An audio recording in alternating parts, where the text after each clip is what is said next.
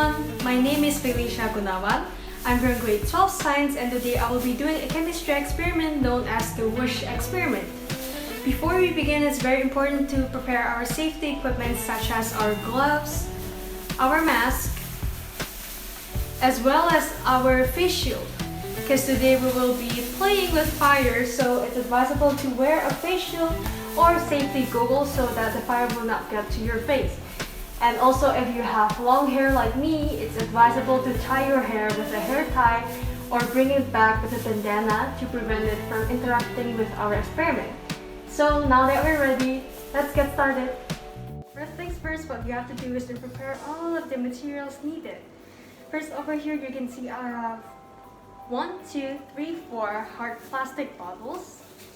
These are actually heat resistant, so you would want heat resistant plastic bottles. And also over here I have a measuring cylinder. I don't really have a measuring cylinder, so I'm using a measuring jug which has the capacity of 200 milliliters. And also over here I have a bigger measuring jug which has the capacity of 2 liters or 2000 milliliters. And then over here I have prepared 2 plastic bottles labeled 50% and labeled 70%. So it is actually the concentration of the alcohol and you can change it with any number. But today I'm going to use 50%, 70% and 90%. I have also labeled another one over here, 90%. And also I have prepared some lighters, 2 wooden sticks, a pair of chopsticks to stir. You can use anything, but I'm using a pair of chopsticks to stir. And I have a syringe over here and some food colorings, purple, green, and yellow. And also we don't want to forget our important ingredient over here. It's the alcohol.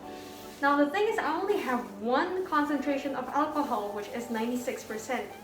Meanwhile, I have mentioned before that I want the alcohols to be 50%, 70%, and 90%.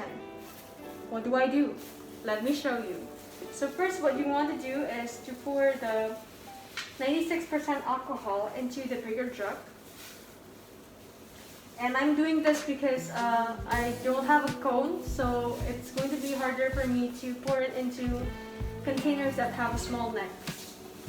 So first we will pour it carefully to prevent any unwanted spillings. And the thing with alcohol is that you don't want to leave it open for too long or it will evaporate, because alcohol can easily evaporate at room temperature. Okay, so just pour out any amount, and like I said, always cover your alcohol. Do not leave it in an open container unless you want to waste alcohol. So after using, please close your alcohol right away to prevent unwanted evaporation. Next, you can set the big jar aside and you can use some tissue to clean the spilling.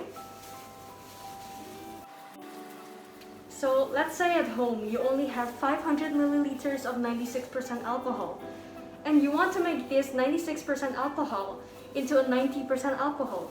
So what do? Don't worry, I'll help you with the mathematics calculation. So over here we have 500 milliliters of 96% alcohol, right? What we want to do is to write down the steps like this. V1 times percentage equals to V2 times percentage number 2. So V1 is the volume of 90% alcohol that we want to make, while V2 is the volume of 96% alcohol that we will need. So from 96% alcohol, how many milliliters of this alcohol should be mixed with how many milliliters of water to make 90% alcohol? According to my calculation over here, we will require 469 milliliters of 96% alcohol mixed with 31 milliliters of water. Okay, so we have 460 over here because the scales over here only show a minimum of 10. Now what we're going to do is take our syringe and we will take only 9 milliliters of the alcohol.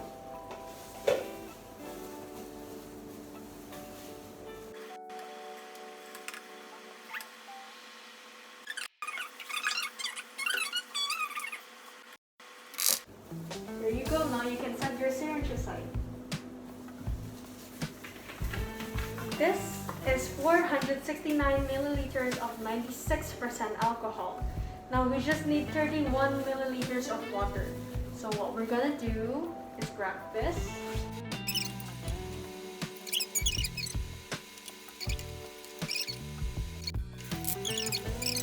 And so over here now we have a mixture of 469 milliliters of 96% alcohol as well as 31 milliliters of pure water.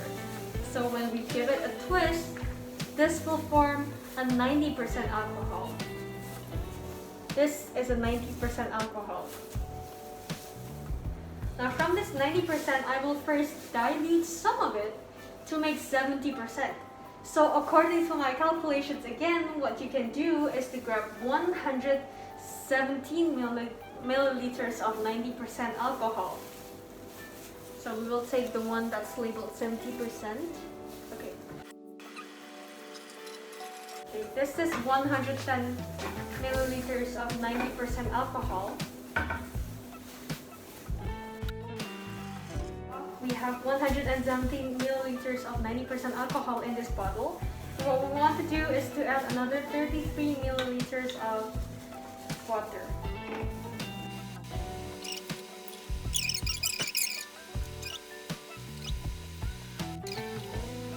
So now we have 150 milliliters of 70% alcohol. Now what we have left would be the 50% alcohol, which we can once again take from the 90% alcohol.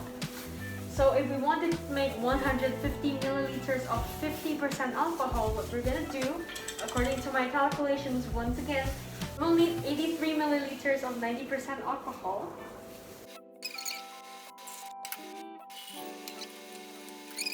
And then we will take 67 milliliters of water. Okay, so we have 50, 70, and 90% alcohol, all originating from the 96% alcohol. So now let's proceed on to the next step.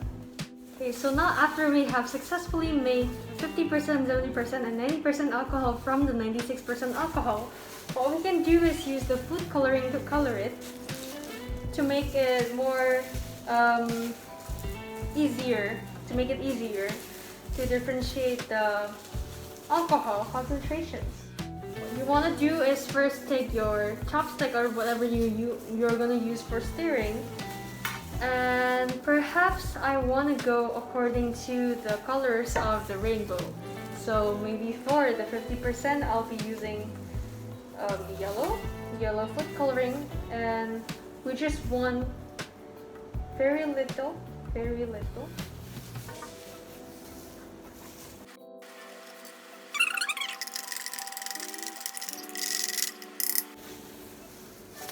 Whoa! Accidents happen, which is why we always have to have a backup. I have a cat backup. Everything's good. So now we have the 50% alcohol colored yellow and then the 70% alcohol colored green. Now for the last one, the 90% alcohol, I would like to use purple color.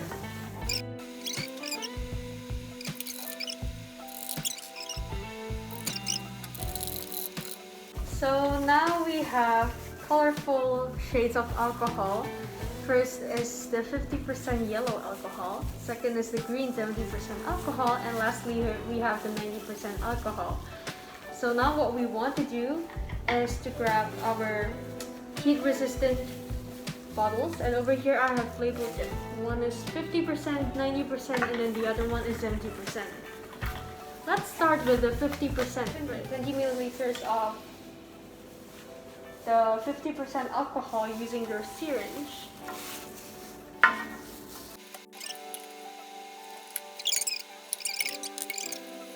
Now close the bottle and you want to give it a swirl to make sure it's all over the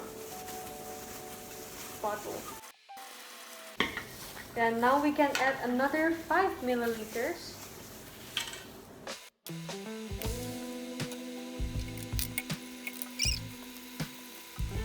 Okay, let it stay for a while. And if you think there is something like this, if there's a lot of remaining, then you can put it back into the original bottle, because we just need a layer of the alcohol anyway. Close it again and leave it there. So first we have the 50% alcohol done, and we will move on to the 70% alcohol.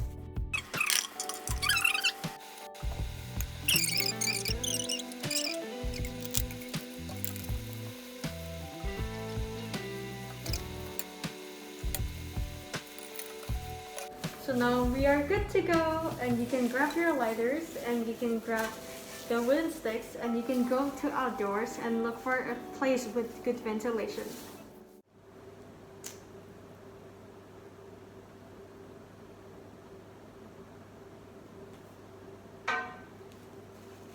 And hold it above the bottle.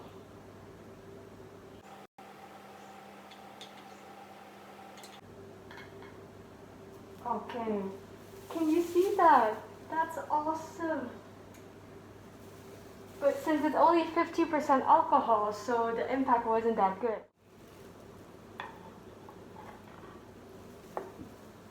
Okay, so as you can see, it finally worked, but there's no whoosh sound, and that's probably because it is too dilute.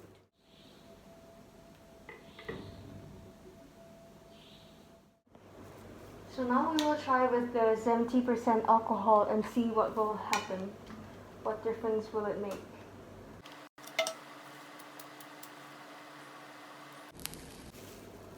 Whoa, okay. Oh my goodness, sorry, that scared me a bit. Okay. But as you can see, there's a louder voice, a louder sound has been produced. Forgive me, that was shocking.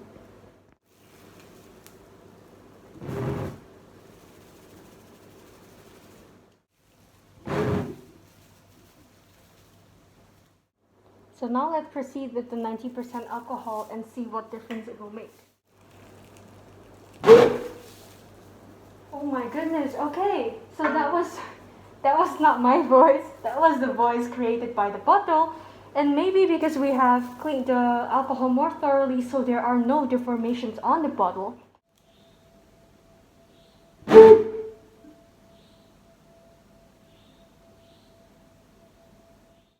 Maybe right now you're wondering, how can lighting a fire on top of the neck of a bottle produce a whoosh sound? Well, the answer lies between the combination of combustion and the expansion of gas. If you remember, combustion can only occur in the presence of oxygen, so when alcohol vaporizes, it gets exposed to oxygen in the air, and with the provision of heat by the flame that we have lighted, combustion of alcohol will occur to produce carbon dioxide as well as water vapor. Obeying the law of gases, the carbon dioxide and water vapor produced from combustion will expand when heated. This causes them to spread apart, increase in volume, and exert pressure on the walls of the bottle. The pressurized hot gases inside this bottle wants to be at equal pressure with the external environment, so what they do is that they force their way out of the narrow bottle opening. The rapid escape of these gases from the narrow bottle opening is what generates sound waves in the air and produce a whoosh sound.